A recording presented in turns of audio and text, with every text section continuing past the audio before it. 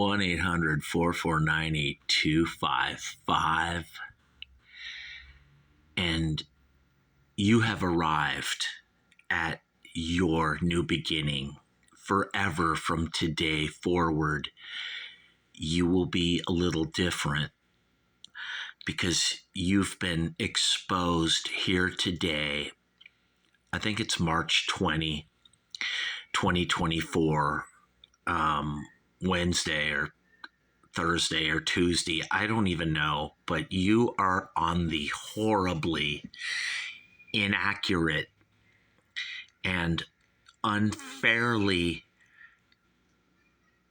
demented Clark the Shark situation. It's not a talk radio show, you guys. It's not mere album reviews, because you've arrived today at the golden EIB Sharkerphone. It's a Sharkerphone, you guys. That's the only way I can put it.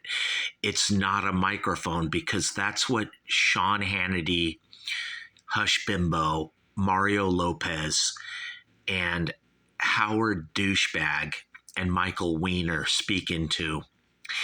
And Mark R. Levin, the great one, and the other great one, Wayne Gretzky.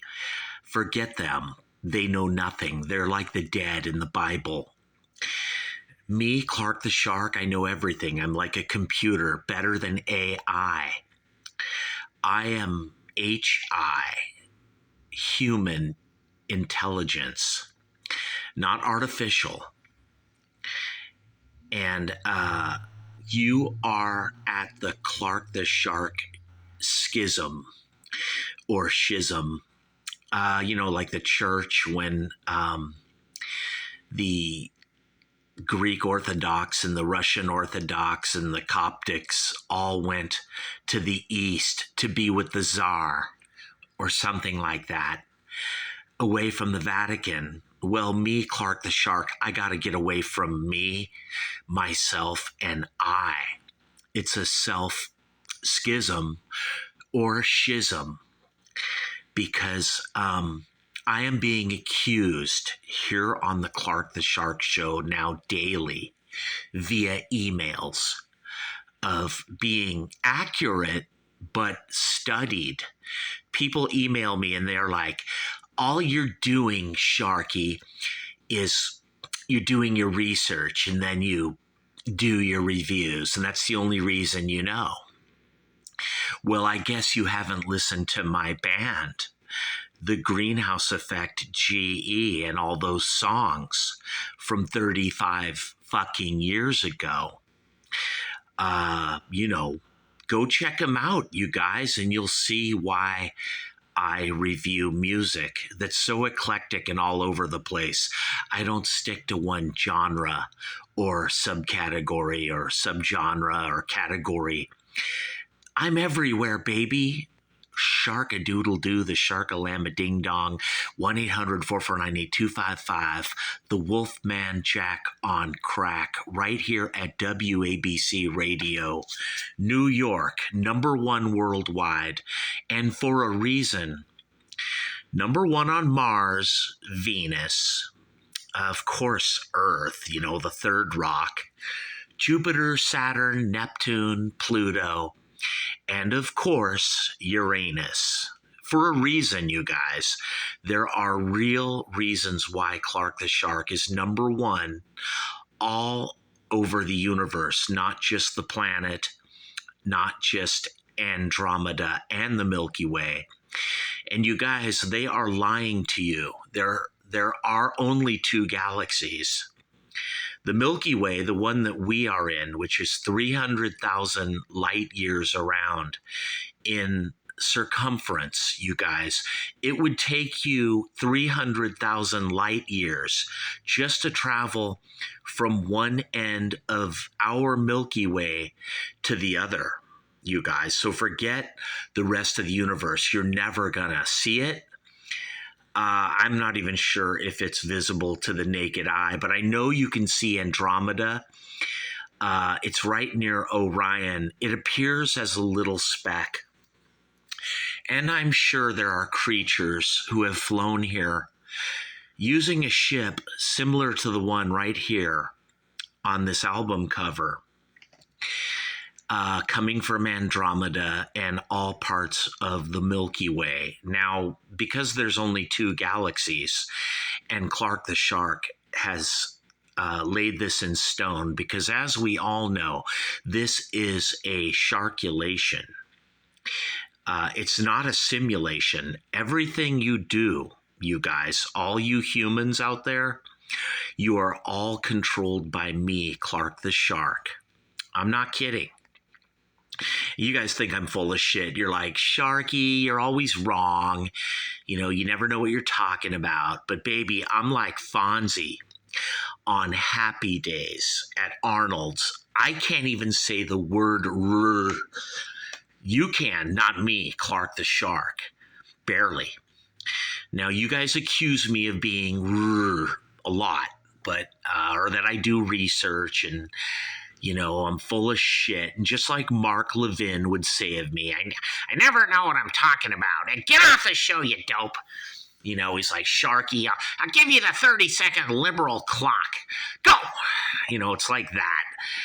But, you know, I might be completely fucking full of shit here on the Clark the Shark Show, and all of you could be right and accurate, or maybe you are wrong, but the truth may lie or lays somewhere in the middle of these galaxies, Andromeda, the Milky Way.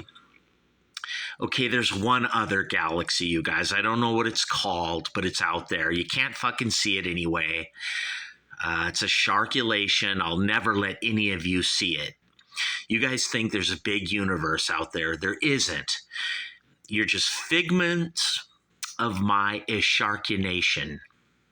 It's not an imagination, you guys. It's a Isharkination. You're all part of the Sharky Nation. It's kind of like Janet Jackson.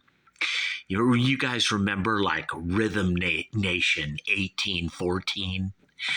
Or something like that, baby. I might be inaccurate and full of shit and speaking and dwelling and dealing in half-truths. But when I'm talking about the darkness, Permission to Land, 2003, baby, I know what the hell I'm talking about right here on the Clark the Shark Show. I've been going to high school now for 8.5 years, you guys. I'm no fucking dummy. I know the darkness. And I don't care what you guys think. Now, when this album arrived, I should say when this album was unleashed upon all of us, an unsuspecting public. Everyone was listening to rap rock and, you know, Rage Against the Machine and Limp Bizkit and Blink-182 and, you know, everyone was like into the fucking Douche Fighters and Dave Douche and, you know, talking about the memories of Blake Douchebag and how he tragically put a shotgun in his mouth. And you know, everyone was just into hip-hop, rap rock, and shitty fucking indie and lame alternative rock. So much so that the world actually stunk like a fucking fart. Everywhere you went in 2003, our earth actually fucking stunk. And then all of a sudden, out of nowhere, this album popped onto like MTV and everything. You went to like record stores. There were still record stores back then, you guys. In 2003, I remember I was there. And this band was everywhere. And people were caught off guard and more than proverbially taken by surprise, if you know what I mean. If you hear where I'm fucking coming from right here on the Clark the Shark Show, this album was a complete and total utter shock. And it hit humanity like a fucking rude slap upside the head. You know, like when your older brother fucking slaps you, or maybe your dad, I don't know. But this album did that. And it was like, you weren't ready. Everyone was sucking on, like Fred Durst's cock and, Rage Against the fucking, just all that shitty music from 1991 when Blake Douchebag hit the scene. All the way till 2003, there, I would say from 1992 until 2003, there was no heavy metal, you guys. The only metal that existed was the Iron Maiden tour in 2000 when Bruce Dickinson rejoined the band, albeit with short hair, but it was still Maiden. But I would say, other than them, heavy metal had been scared away off the scene and chased out of existence. I mean, Metallica disappeared for 5 years, and then they showed up dressed like the Foo Fighters, wearing fucking bowling shirts from Havana and, the Bahamas. I don't know, dude, like fucking Speedos with nose piercings. And it was just confusing. Forget the fact that they had short hair. That wasn't even it. Their fucking albums sucked. Load, Reload, Saint Anger. And those were like the fucking greatest albums of that period. 1991 until 2003. I'm not kidding you guys. Not only did music suck, but the alternative rock and indie and hip hop and rap and, rap rock and hybrid indie rap rock or whatever the fuck it was, all that fucking shitty music actually made our fucking world suck. And then all of a sudden, just out of nowhere, there was these guys on a major label, and you were like, you were scratching your head. You were like, number one, how did they get signed? Who fucking signed them? How did they record? I mean, and they were playing a forgotten genre, like a style of music that nobody was playing. And not only were they playing it well, they were playing it like amongst as possibly as well as you fucking possibly could, you guys. I'm not kidding. This band is one of the greatest heavy metal bands of all time. Times, plural. And I don't even fucking like metal. I don't like genres. But in this case, I was like so relieved and happy to fucking hear shit like this again. The Darkness, Permission to Land. 2003. A breath of fresh air in a fucking room full of farts, if ever there was one, you guys. It was incredible. And the whole world was shaken. I mean, the media, all the liberals in the media were trying to play it down and, brush these guys aside. But you couldn't. I mean, these guys went to number one and shit, and for a reason, you guys, because in some weird, twisted way, they were like the Clark the Shark at the time. They were movers and shakers and changers and reshaping our world and planet, if you will. Maybe dragging it back to the LA Sunset Strip days of shitty 80s metal. But if that's what you got to do, if that's what it's going to take to fucking make music halfway good again or something, then fucking you got to do it. Or something right here on the Clark the Shark show. And I just remember me and Metal Jimmy, we were blown away at this. I took that guy to an Iron Maiden show in 2000 when they toured with Bruce.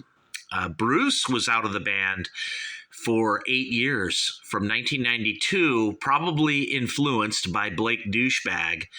And a bunch of these metal bands, like Motley Crue, Guns and fucking Posers, and all these bands, they ran into trouble in the 90s because of Blake Douchebag and the Douchebag Effect, that three-piece band from Seattle that got signed to Geffen on a major label. That just shook up the whole fucking landscape, people. And heavy metal became extinct in the 90s like the dinosaur. or like, I don't know, dude, the pterodactyl or whatever the fuck it was, the dodo bird. Um, it was gone, you guys. And me, Clark the Shark, I was glad. I was like, I hate metal. I'm glad to see it go. And then around 1996, I remember I was like, well, wait a minute. We need metal to come back. I don't like genres. I don't like categories or styles. But music, was sucking badly in like 1994, 95, 96, 97. And I remember hoping that Metallica would come back and be metal again with long hair. Of course they didn't. They came back like a bunch of fucking wusses, or something with the short hair and the earrings. And it's just stupid, dude. It was fucking terrible.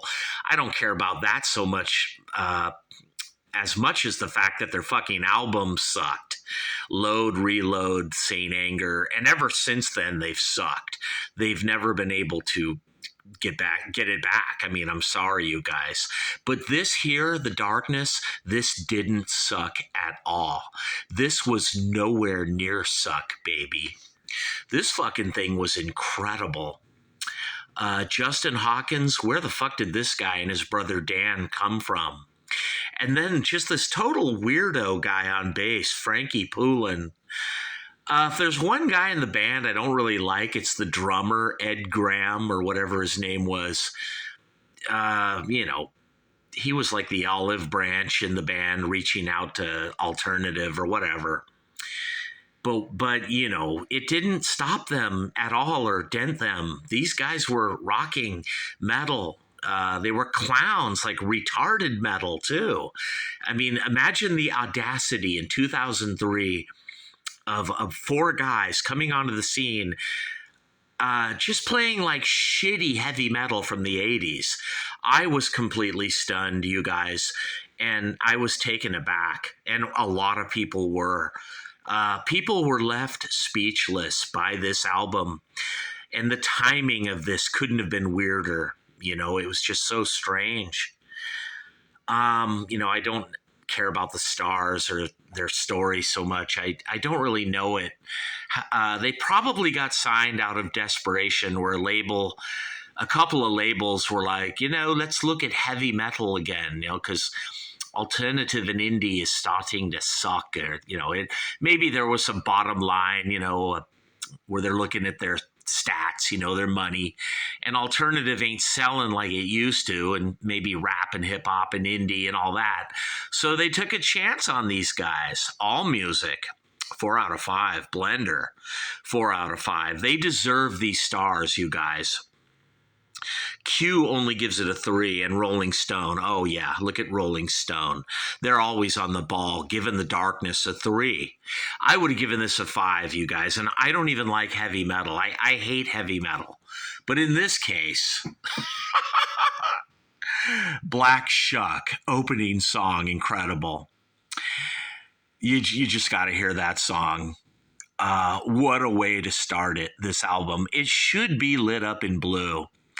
I must have listened to Black Shuck 1,000 times in the bathtub. Get Your Hands Off My Woman, fucking awesome. I hate heavy metal, you guys.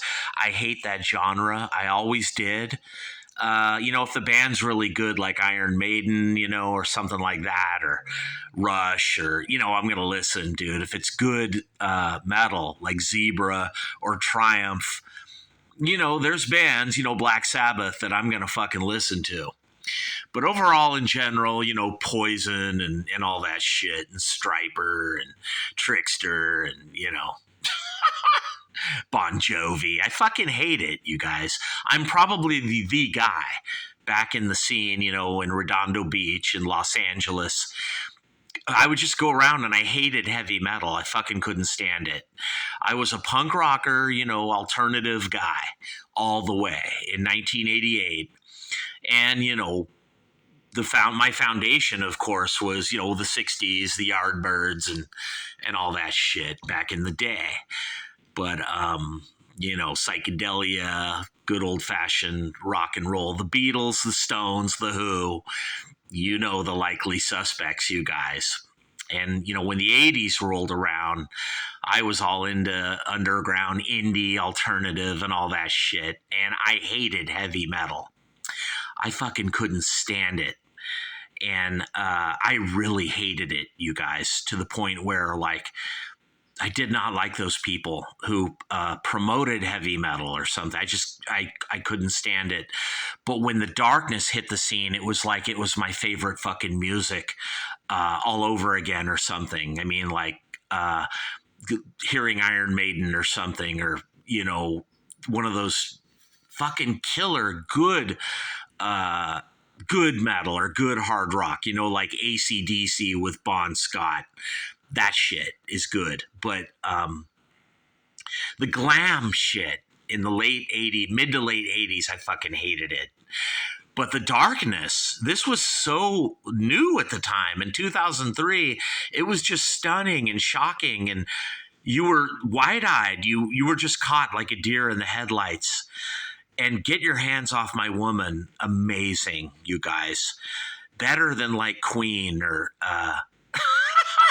I can't explain it. Growing on Me. Awesome. All these songs should be lit up in blue. The Darkness, Permission to Land. And of course, I believe in a thing called love, the big hit song. And it was killer, dude. For a reason, it was number one in the UK. And it was huge over here in America in 2003 and 2004 on MySpace. I remember, you guys, I was a much younger guy then. I think I was like 39 or 38 in 2003. I was still in my 30s, fairly young. Some 21 years ago, you guys, I remember these times and thinking, wow, the Darkness, they are saving rock and roll. Love Is Only a Feeling, awesome. And of course, Given Up, Given a Fuck. Awesome.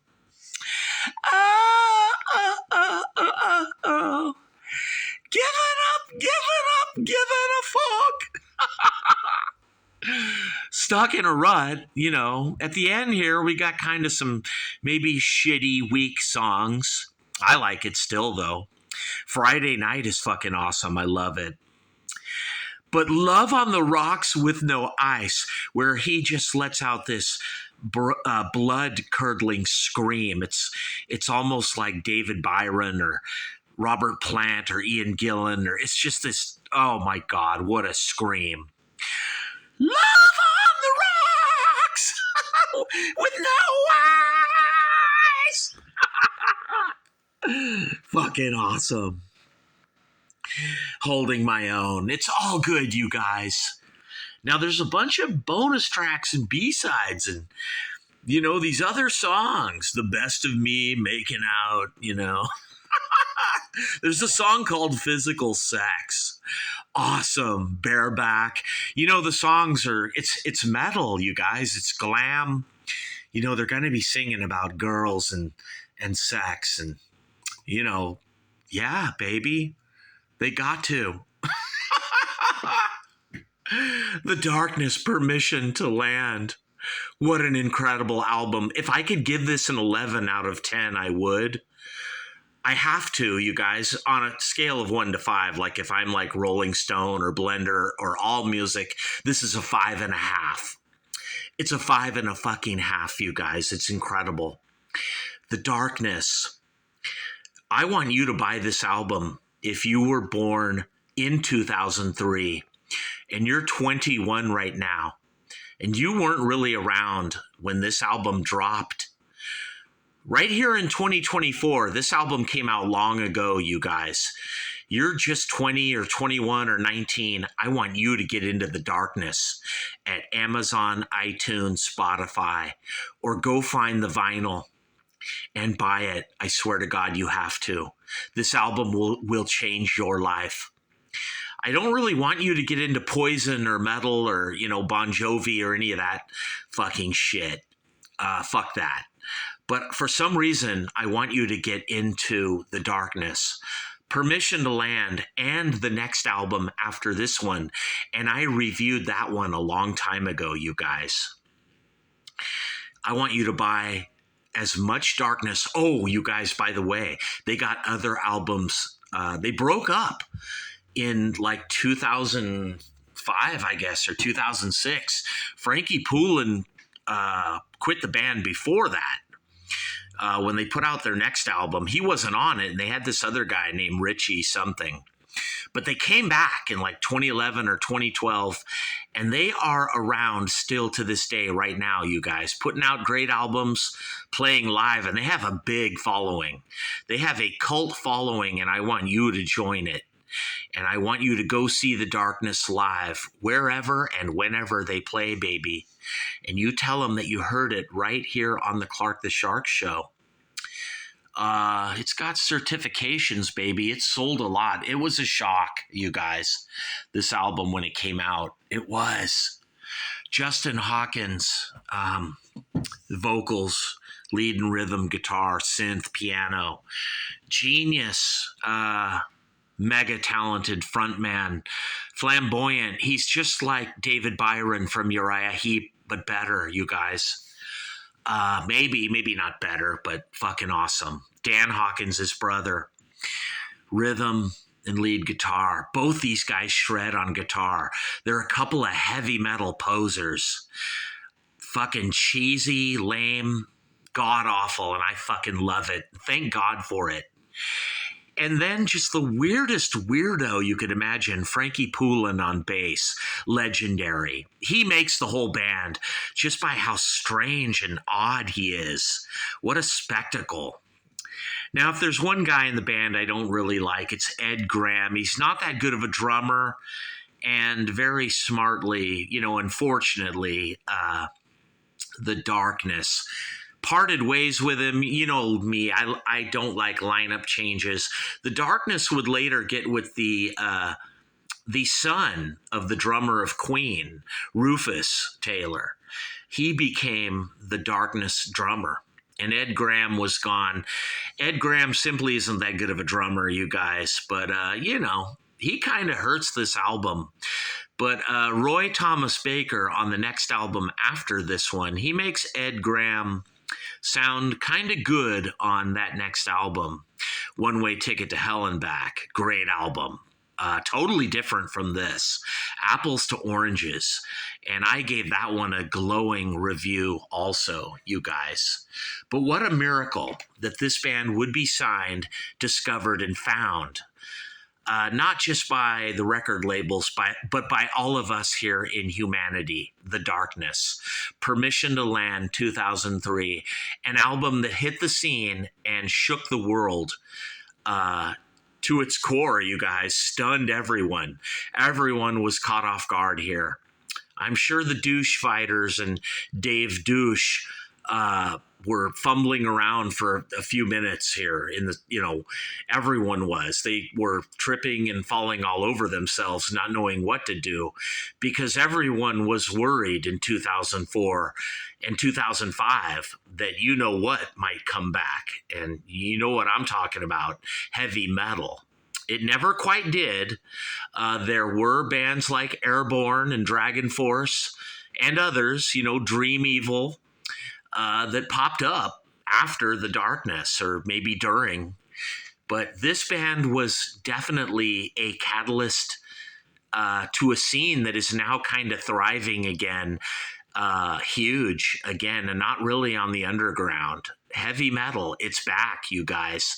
The media has been ignoring it for a decade or so. But this is like a band that even if you ignore them, they just they are still there. They are like cancer on your arm, like a tumor or a mole or something, and no tattoo or surgery can eliminate it, you guys. And forever in history, this happened. This will be there forever. The Darkness, Permission to Land, 2003. Now, the next album, 2005, was a great album, but the media calls it a cataclysmic failure. But I don't. me, Clark the Shark, I just think, it was intentionally snuffed out by the labels, the media, the radio. Nobody played that album. One Way Ticket was a hit song. Radio wouldn't touch it. This band was intentionally destroyed in 2005 and 2006. They did make a comeback later on, 2011, 2012, but it was too late, you guys. But they are still around forever. The Darkness. And I want you to buy them. And remember, you heard this review from me, Clark the Shark. It's very important that you heard this today, especially if you're just 18 years old, right here in 2024. You got to know how the media is trying to manipulate you, to watch the Kardashians and listen to rap, listen to indie, listen to Dave Douche, and care about Blake Douchebag and how he killed himself. Fuck all that. Ignore all that shit and listen to The Darkness. Matter of fact, go fucking get into metal. Go get into Motley Crue and Poison and all that fucking lame shit and listen to it. Don't listen to Dave Douche and the Douche Fighters. Fuck that. Fuck our media too, young person. If you're just 17 or 16 years old, you got to learn how the media is working against you and how it wants you to take drugs and basically die and die off and listen to shitty music. Don't do that. Listen to good music. And you tell them that Clark the Shark helped you get there. Listen to The Darkness. Both of these first two albums for sure. Listen to the other ones later on too. You got to know how the liberals and the Democrats manipulate and control our media, control our thoughts, how they control fake polls, fake opinion. Oh, they're so anti-Trump. But what do they got that's better than Trump? Did you guys ever stop and think about the media, the liberals who raise your rent, overcrowd your cities, make everything expensive? You go to the fucking market, it's Stater Brothers or Vons or Ralph's, and there's inflation up the ass. Your rent, your inflation, gasoline costs $5-6 a gallon. It's not because of Republicans so much as it is because of liberals. I know Republicans are greedy and they love to sit there with their coffers taking in all the money. And as they bitch about how bad things are, they're part of the problem too. They like the high rent. They look the other way at the homeless and all that shit. And, they like the gas being $5. They don't give a shit. But neither do the liberals and Democrats who like to tax the high gas and the high rent and the high inflated and inflation food prices. That's right. You heard it from me, Clark the Shark. But if you listen to things like The Darkness and you tell the media to fuck off and go to hell and eat a fucking piece of shit, do that, dude. Listen to Dragon Force. Listen to Airborne. Listen to Dream Evil. Listen to The Darkness. Listen to shitty heavy metal. Don't listen to indie. Fuck that. Don't listen to rap. Don't listen to Dave Douche, and don't care about Blake Douchebag. Fuck all them. You listen to me, Clark the Shark, and you will get the proper education right here, because I am like the white Kanye West, motherfucker, and I will lead you right and correct. Right here on the Clark the Shark Show from the fabulous golden EIB Sharkerphone. It's not a microphone, baby. It's a Sharkerphone because it's solid gold. And you heard it from the Wolfman Jack on crack. That's right. Sharkadoodle-doo, the Sharkalama Ding Dong, the fastest, smoothest delivery. I may stutter a little, unlike Eminem, unlike Hannity and Howard Douche, Mark Levin and Michael Weiner, and Mario Lopez and Rick Dees. But they all gotta fucking admit it, baby. Clark the Shark is #1 worldwide on WABC Radio New York for a reason. Not just fucking worldwide, universe-wide. all those fucking UFOs and aliens floating around in little saucers, they love Sharky too. Right here on the Clark the Shark Show. Go by the darkness. Fuck yeah. And you told them that you heard it from me, baby. And I'm out of here. Peace.